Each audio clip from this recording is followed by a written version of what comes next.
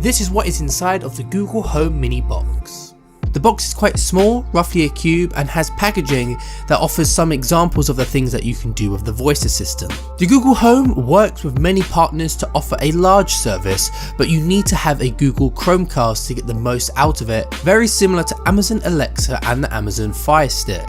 Opening the box is fairly simple, just unwrap the plastic and pull this tab for easy access. Inside of the Google Home box is the device itself. It's very minimal in design, with a mute switch and a micro USB placed on the side. Underneath the Home you'll find rubber, which is there to help the device grip to surfaces. Anyway, back to the box. Underneath the plastic shell are a few pieces of card which have instructions on how to set up your device and also some example commands you can ask the Google Home. There is also a safety and warranty leaflet, but who cares about that?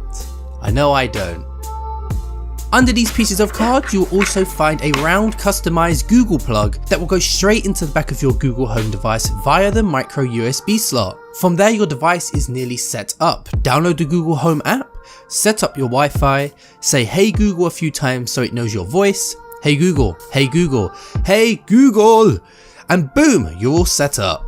Thanks for watching this video and enjoy your new Google Home.